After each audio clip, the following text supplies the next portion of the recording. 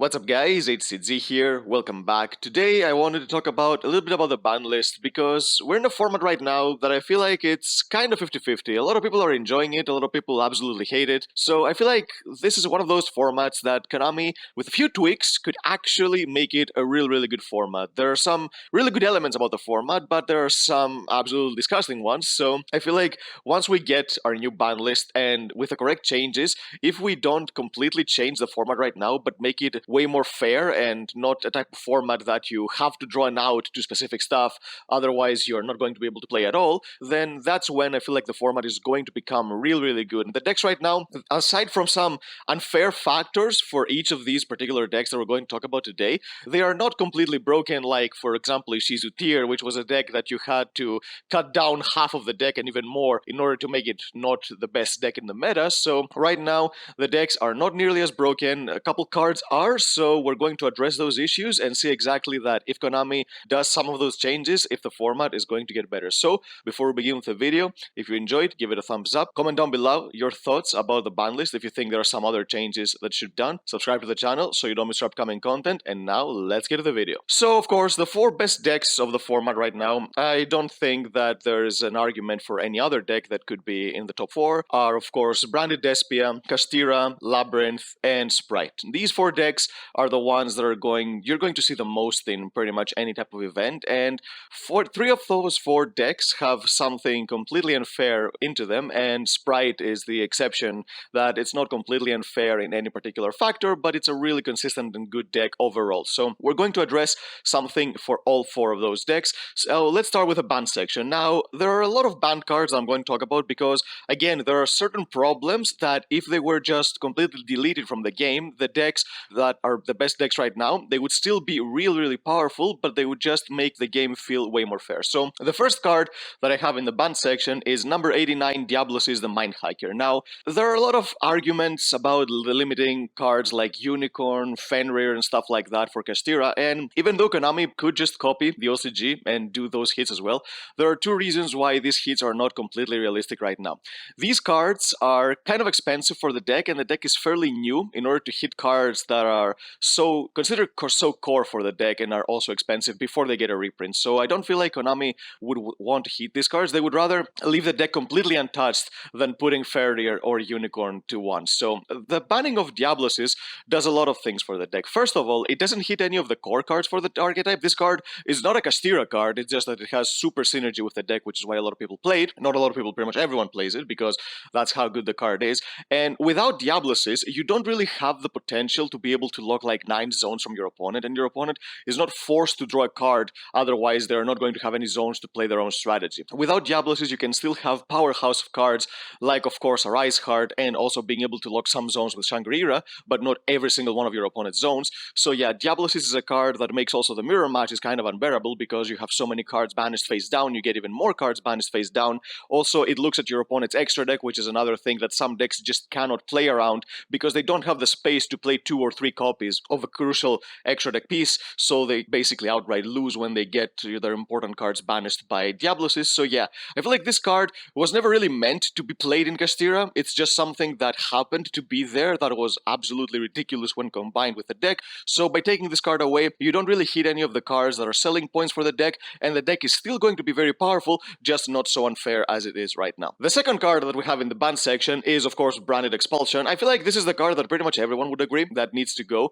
Even if KONAMI were to like hit the cards like Nightmare or Ido, of course the Raz Disciple card, I'm sure KONAMI, even if they have hit all these 3 cards, players would just find another card to use with Branded Expulsion. There are so many cards right now that when you have on the field, they lock you out of pretty much summoning, so I'm pretty sure there are more than those 3, it's just that people haven't really come down to think about them because they don't need to, because we have so many good cards right now we can use with Expulsion. So there is no other way to hit this card other than just outright hitting the card itself rather than banning the pieces that you give to your opponent.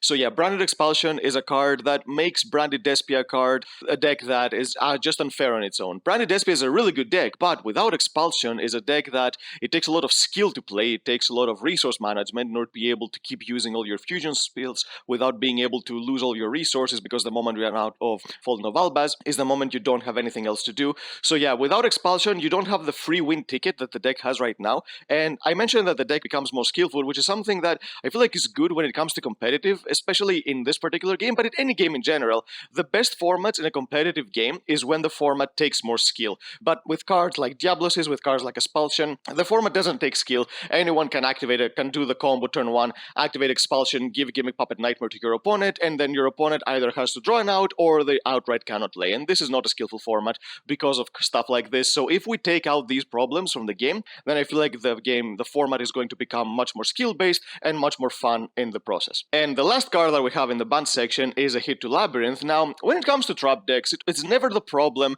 of the same archetype. The archetypes for trap decks are never broken enough to the point of having to hit cards on their own, especially lately. Sometime in the past ago, then maybe decks like Altergeist were kind of good enough for cards like Multifaker to go to 1. But right now, I don't feel like Labyrinth is the point that you need to hit any of the specific cards of the deck. There are other cards that makes the deck really, really unfair, and its synergy with normal traps is what makes the card I'm going to mention absolutely insane in the deck. So the card I'm suggesting to go to the banned section is Eradicator Epidemic Virus. Another thing that you can consider for Labyrinth is maybe putting Skill Drain to 1, but I feel like Eradicator is even more broken, the Skill Drain, just because of the ability of the deck to basically set it from the deck activate it right away. It's something that any deck that can do this with Eradicator would just absolutely play one in the main deck, because you can just get an insta-win against so many decks. If you're playing against a deck that relies a lot on spells or traps, and you activate Eradicator on them, then you basically win the game on the spot. So yeah, I don't feel like this card should be played in the deck because it's a card that just makes the deck unfair. And no trap deck should be considered unfair in my opinion, because if you lose to Floodgates, then yeah, Floodgates are anything on their own, but the thing about Floodgates is that you have ways to play around them by deck building correctly and playing cards either in the main deck or in the extra deck that can deal with those types of cards. But Eradicator is a card that, especially now with Red Reboot being banned, there's absolutely no counterplay to the card. If your opponent resolves it, you can't do anything about it. You're going to lose half or even hold your hand or your entire hand to this card. So yeah, it's not really fun to play against a card like this. The deck is fine on its own, but Eradicator is a card that should go. And with these 3 bans, the top 3 decks of the format are not going to change. These 3 decks are still going to be the top dogs of the format, but they're just not going to be as unfair to play against, and a lot of other decks are going to have a better chance of fighting. Now let's move on to the limited section. We only have one hit with the limited section, and that's Sprite Starter. Now I mentioned earlier that Sprites are the one deck that they don't have anything super unfair to them, which is why I don't feel like any of their cards should be banned. The card that should have been banned thankfully got banned when it should have been, which was of course Sprite Elf. And now, even though with this hit, Sprite is still an amazing deck, it managed to take down a YCS. So yeah, I feel like this card, it's a card that should go to 1. Starter is such a free of a card. Being a quick play means that even if you draw multiples, you can activate one during your turn, you can activate one during your opponent's turn to get another interruption on the field with red and carrot. And yeah, this card just gives you so much free play when you're trying to play around hand traps, because if your opponent stops your first play, if you have an E-Tail in your hand basically with a card like Starter, you can get access to pretty much your entire deck. So yes, Starter should go to 1, and the deck should be fine as it is, because this card on its own, it's a really powerful card, but the rest of the archetype, as long as it doesn't have Elf, it's not anything super unfair. So with Starter to 1, the deck is still going to be really powerful, but it's just going to be a little bit more manageable. Now, the other cards that I have in the limited section are cards that are banned right now, and that they should come off the list. First, we have the obvious one, which is Blaster Dragon Rule of Infernos.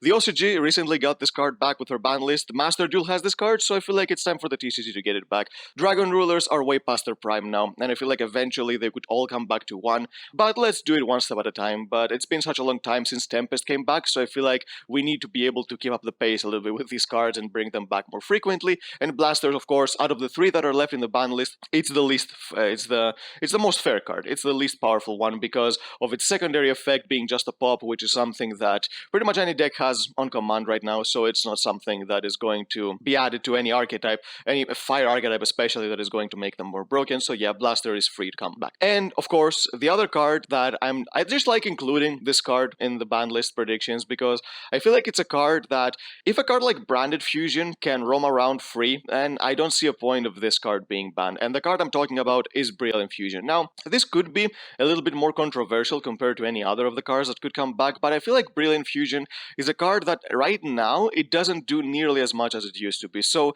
let's see exactly what this card does. So it was a card used to basically dump a light monster to the graveyard, which Branded Fusion can do so much more consistently because it's a 3. It can send dark monsters to the graveyard on top of light monsters, and can also give you a really powerful boss monster on the field to Mirror Jade, and also enable so many combos. Brilliant Fusion requires you to play a really big brick in the deck, which if you draw, you cannot even resolve the card, unlike Branded Fusion, which you can send from hand as well. And also, some people would argue that the FTK, the Geminite FTK, is going to be more relevant, and no, it's not going to be. Without Block Dragon, the Geminite FTK, even with Brilliant Fusion, it's basically not consistent enough. Without Black Garden, you cannot FTK your opponent. You will never have enough monsters on the field to burn them for 8 or 9k with Brilliant Diamond without Black Garden, the Black Garden tokens, so it's not going to be consistent. And it is an FTK, yes, but you can't argue that playing against a deck, for example, like Astira, and getting all your zones locked without drawing an out is not an FTK. Yes, you don't lose the game on that turn, but you basically do. You get my point. So yeah, I feel like this card would not really help any FTKs out there, and it would just give another target for the card that searches continuous spells in Geminites, so it would make the new support make a little bit more sense that got recently. So this is why I feel like Brilliant Fusion is a card that can safely come off the list just because of the existence of Branded Fusion and Block Dragon being banned. Now let's move on to the semi-limited section. We have two cards that should go from 3 to 2, and these are of course Water Enchanters of the Temple and Rite of Aramazir. Now, this engine did take a back seat for a while, but the thing about this engine is that people are still going to try to find ways to play it whenever possible. And for example, right now in Sprite, when you combine this card with a card like Silent Angler, you basically get so much free value out of activating just one card and discarding an Angler, and even some people play it in Kastira. So this engine, even though it's not completely unfair to the point that these cards have to go to 1, at least maybe not yet, putting them both to 2 would make the ratio basically 5 to 3, 5 good cards with Foolish Burial in these 4 cards, and 3 cards that you don't really want to see with Draco back, Griffon Rider, and of course your Faithful Adventure. So yeah, the ratio would still be favorable to drawing a good card rather than a bad card, but not so consistent as it is right now. So I feel like these cards going to 2, they're not going to kill the engine, they're still going to sell when they decide to reprint those, but they're just going to make them less unfair when you're playing against them, because if you have one answer in your hand for a specific combo and your opponent has this engine in their hand, they basically nullify this one answer you have. So it makes it so that you have to draw 2 answers, which is not very likely, so it takes down the factor of having to draw an out to your opponent's basically everything. The rest of the cards are cards that should come off from 1 to 2. The first is Sky Striker Mega Modules Multirole. These 3 cards I'm going to mention can easily come back to 3, but we all know Konami, they don't really like getting cards from limited to unlimited right away, so they're just going to put them at 2 first, test the waters, and then once they don't do anything, they're going to put them to 3. So Multirole is the Sky Striker card that I feel like is free to come off the list. It's not Engage, because Engage is going to be very splashable if they put it to more than 1 copy, but Multirole is a card that you're going to see only in Striker. It's a card that is really good in Striker, of course, but Strikers, they didn't really get hit in the first place because of their own archetype. They got hit because they were really broken in Sky Striker Orcust. So yeah, I feel like Multirole is a really good card, but again, a card that is going to see play only in its own archetype, and you can easily put it more than copies, because Strikers right now are at best at rogue deck. They don't really do much. They are getting more support that is not really going to do for the deck anything, but for the sake of giving the deck more support, you can basically try to give it the cards more sales by putting a card back to 2 like Multirole, because the deck is just that popular. The next card that I'm going to put at semi-limited is Salamangreat Gazelle. Now, Salamangreats did manage to sneak a couple wins in this format, but I feel like the deck still needs a little bit more boost, because it's a deck that it doesn't really do much compared to the other archetypes. It's a very balanced deck. It does what it does very, very consistently, and it does a kind of few things really good, but it doesn't excel in something completely. So it's a deck that it kind of a mid-range. It can do a couple disruptions, a couple really big pushes, but again, it doesn't do any of that exclusively that it can just become the best at it, which is why Salamangreat is a jack-of-all-trades kind of deck. So a card like Gazelle going to 2, I don't feel like it would change too much for the deck. It would make the deck a little bit more consistent, and I still feel like Gazelle could come back to 3, but again, they're going to test it at 2 first. But yeah, the deck is just such a fun favorite deck just because of the anime, so you can basically give this card back to 2, see exactly what's going to happen, and at the very least, you can give more variety to the format, because if Salamangreats were able to do something with 1 Gazelle, you can basically make the deck more powerful and potentially make it have even more success than before. And the last card in the semi-limited section is Spellbook of Judgment. Again, another card that is way past its prime right now. Being able to summon a Jaugen during the end phase and search like 3, 4, 5, 6 even cards during the end phase is not going to do much in a format like this, because again, being able to search during the end phase doesn't matter too much, because you're not going to be able to set, for example, the Spellbook of Fate. You're going to search for an extra interruption, so you're relying on a Floodgate with Jaugen. It's a Floodgate that has very low attack points, so your opponent can run run it over very easily. And we do have a lot of cards right now that people are main decking, cards like Imperm and stuff like that can very easily deal with Yugioh cards that didn't exist back when spellbooks were tier 0. So again, Judgment is a very free card come off the list. And for the unlimited section, we only have the 2 cards that are semi-limited, aside from Malicious, of course, and the cards are first Literalist Recital Starling. The deck doesn't do anything, it's not something